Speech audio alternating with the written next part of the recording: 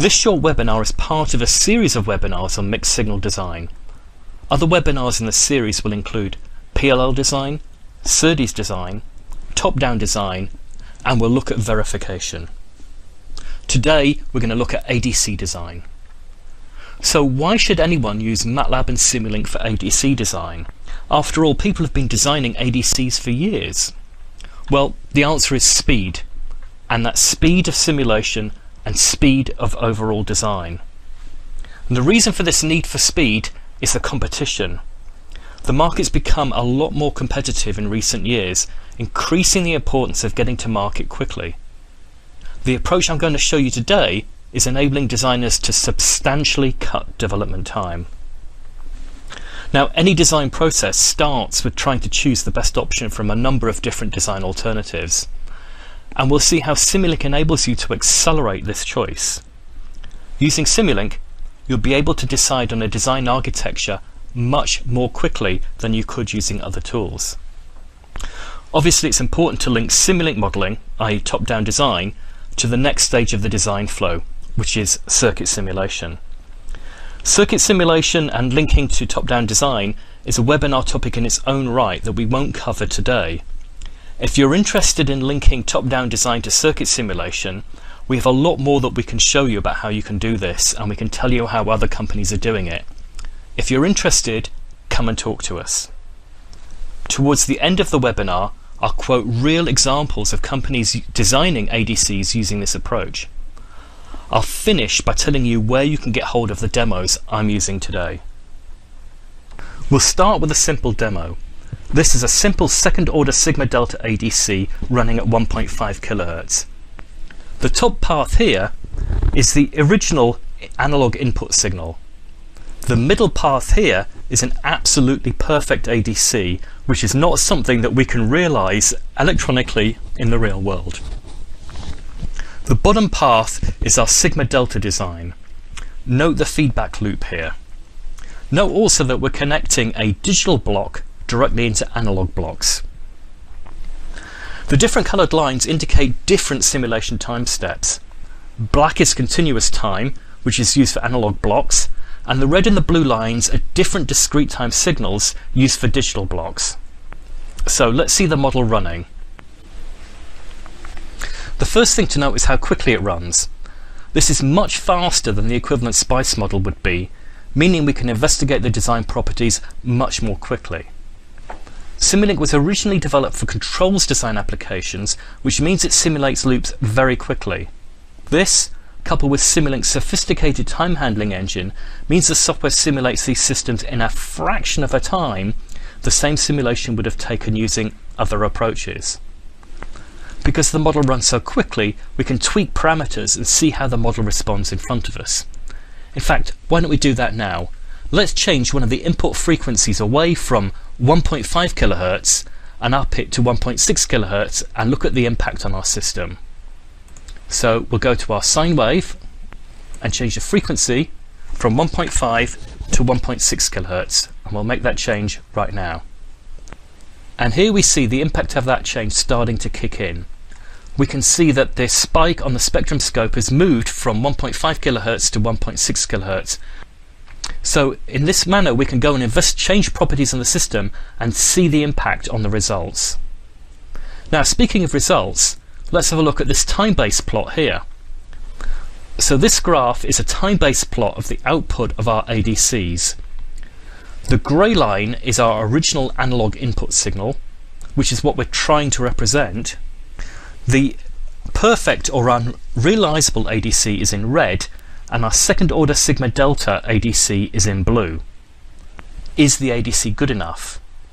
Well, with the math functions in MATLAB and Simulink, we can set up an objective test to figure out if our sigma delta modulator is actually good enough for our design.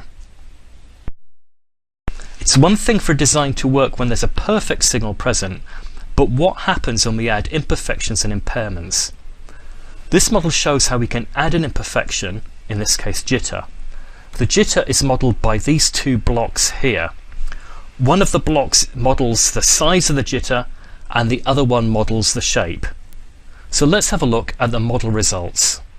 Let's increase the size of the jitter and look how it impacts performance, in this case the spectrum.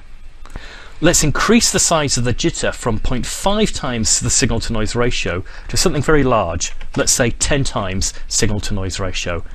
And we can see here that the noise has changed considerably. There's a great deal more noise in the spectrum than we had before. So let's go and set the jitter back to where it was before, back to 0.5. So it's possible in these systems to add noise, temperature dependence and non-linearities in the same way that we've added jitter here through adding in Simulink blocks that provide that behaviour. We can control the level of detail we want to include in the model, and as before, the simulation runs extremely quickly.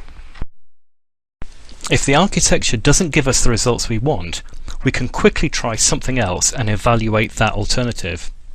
Let's move to a fourth order sigma delta modulator. This model has a number of additional features. Now, ADCs rely on filters, and MathWorks has created a filter design tool in MATLAB that enables you to specify the filter behavior you want. MATLAB then works out the filter parameters. Now, from these filter parameters, you can generate C or HDL code for the filter. The HDL code can either be Verilog or VHDL, or even in a tool like Mentigraphics Model Sim. It's actually possible to generate C or HDL code for more than just filters. Many Simulink blocks have a code generation option, and it's possible to generate C or HDL code for entire subsystems or systems. This model has an SNR estimator calculator and a separate VCO system we can explore. Let's have a look under here. Here we can see how the VCO is built. And here we can see how the SNR estimator is built. The SNR results will help us to answer the question about whether this design is good enough. Now, obviously this model is a step up in complexity from a very simple second order sigma delta modulator. The fourth order sigma delta modulator is in this block here. Now, we could start with something simple and change our design in response to results, perhaps moving from a second to a fourth order modulator, or even a completely different architecture altogether. The point is, it's very fast to alter these models to add or delete components. Let's run this model. So even though this model is a lot more complex, simulation speed is still fast enough for us to rapidly explore our design's properties. Here we can see the ADC is very closely tracking the original analog input signal, and we can check on the signal to noise ratio and the noise results. So we can make a very fast determination of whether this design is good enough. Of course, sigma delta isn't the only architecture. Here's a subranging ADC which might be a better choice. In this design, we'll model gain error as an imperfection, and you can see the blocks we used to do that here. Here's where we do our subranging, and here's what's inside the subranging block. So let's run the model. Again, we can see how quickly the model runs. This speed of execution allows us to very quickly make changes and evaluate their impact. So let's pause right now and note that the examples that I'm showing you today come with full help. You can click on the help button here and read a description of the model. The last different architecture we'll look at today is a successive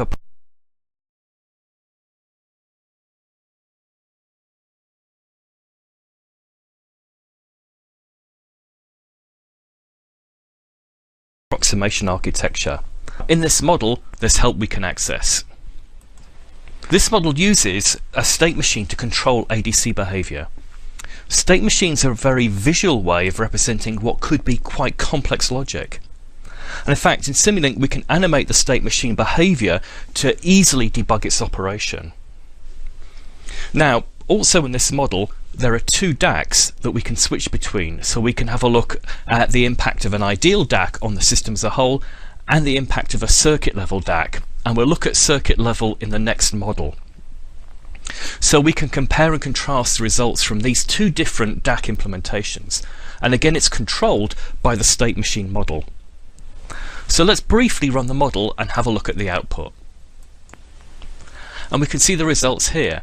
we have the spectrum scope on the left hand side, and on the right hand side we have a time-based scope.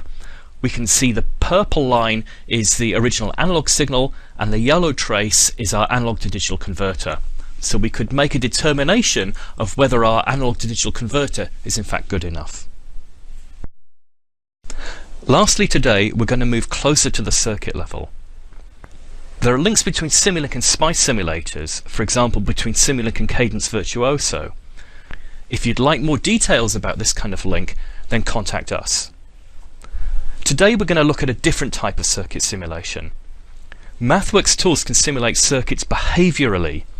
We have models of op-amps, capacitors, resistors, etc.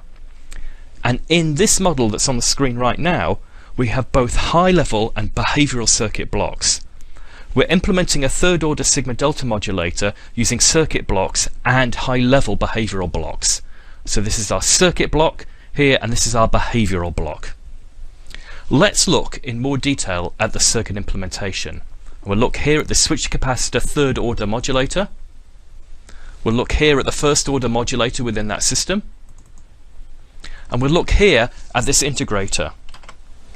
And within this integrator we can see it's built up of a number of ideal switches and an op-amp. And these blocks all come from Simulink libraries that model these particular components, including the capacitors, the resistors, etc., etc. I won't go into this model in too much detail, except to say there are a lot of circuit elements in the various subsystems. In fact, there's well over 40 different elements being used here. So let's go back up to the highest level and let's run this model. So the first thing you'll notice is the much slower speed of execution here.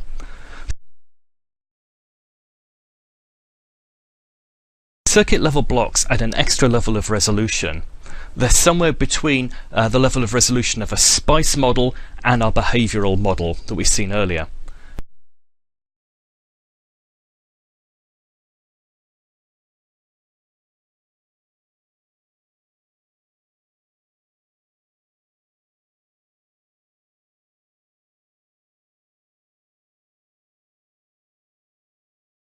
As a result of this extra level of resolution, the model is a lot slower to run.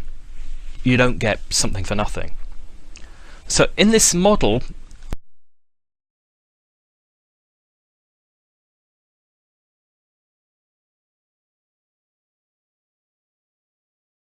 and in several of the models we've already looked at, there are blocks that are taken from a mixed signal library.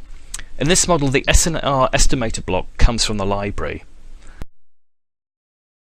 Now, the library is a full suite of mixed signal blocks, models and tutorials that we make available for free. And we include the help for the blocks and models in the library too.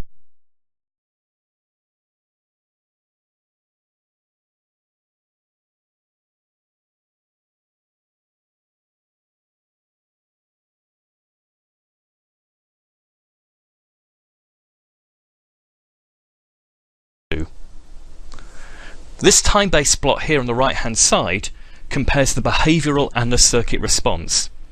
The behavioural response is in purple,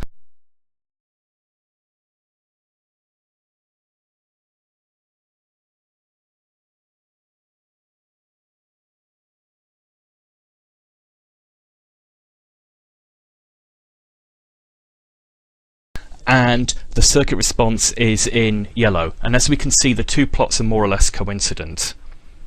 We can also view the spectra at various points in the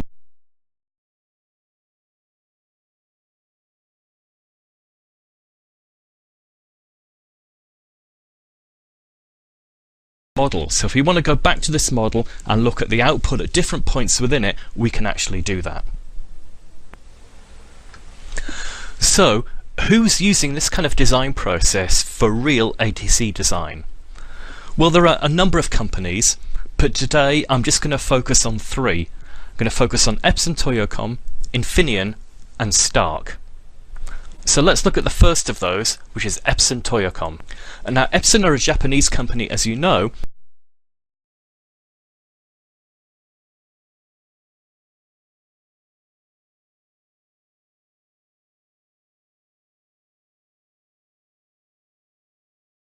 And this particular group within Epson were tasked with building a 16-bit analog to digital converter in 2 months. Now, the previous design cycle had taken much longer than that, so they needed a new set of tools to reduce that design process time. So they used Simulink.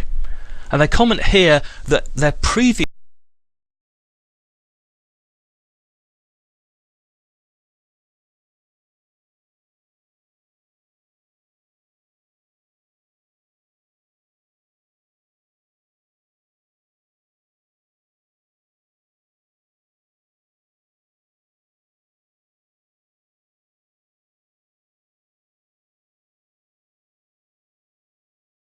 circuit level simulations took 3 days to execute.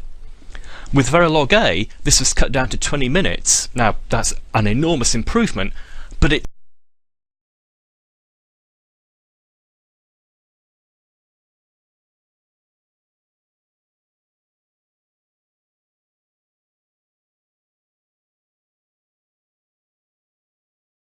still too long to enable them to sufficiently explore different design alternatives.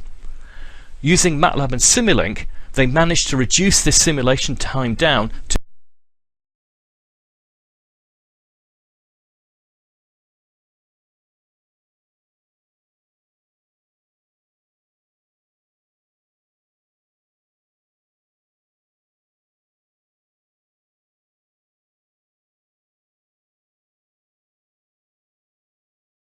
just 1 minute. So these guys were able to investigate multiple different architectures in a fraction of the time it took them before. As a result, the development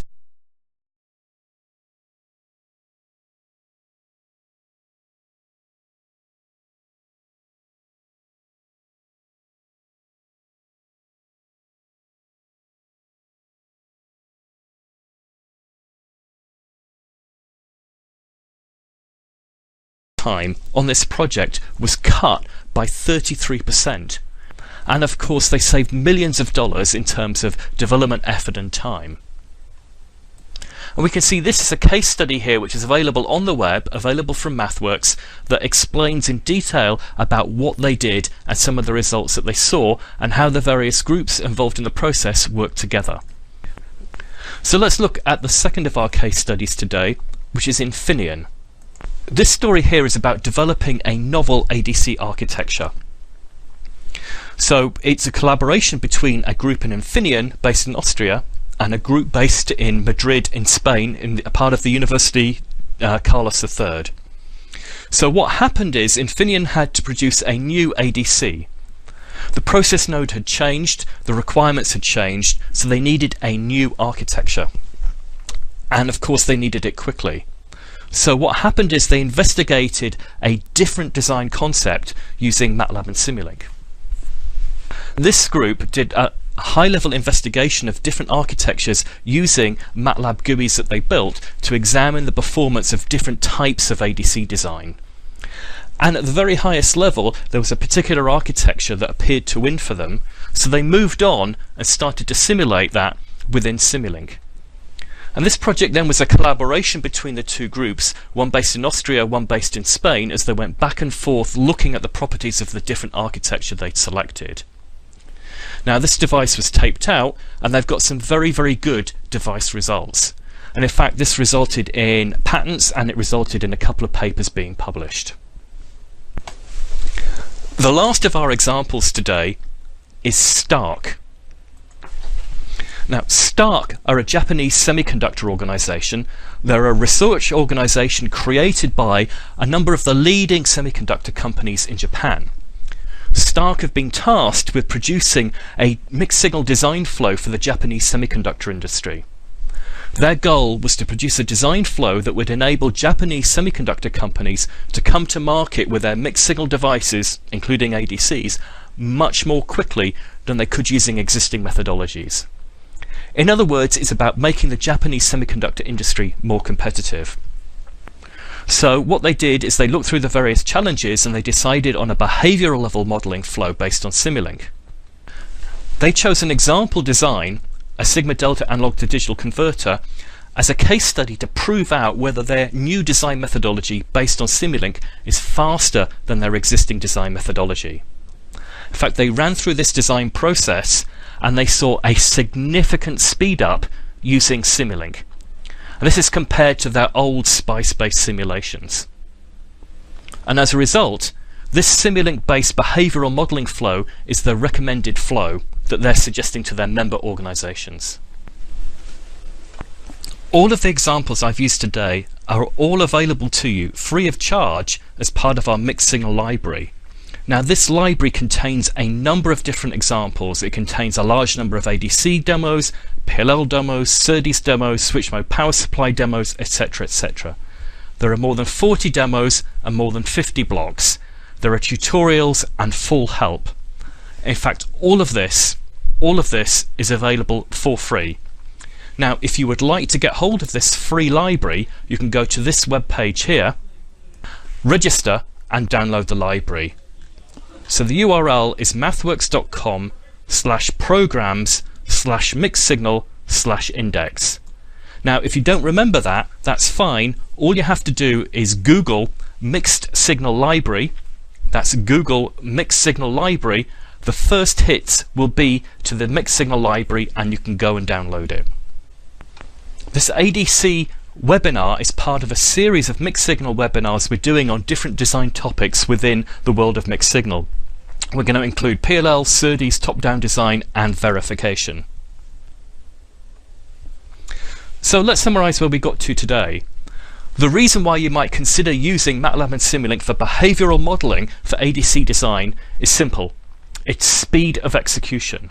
This is much faster than SPICE modeling, much faster.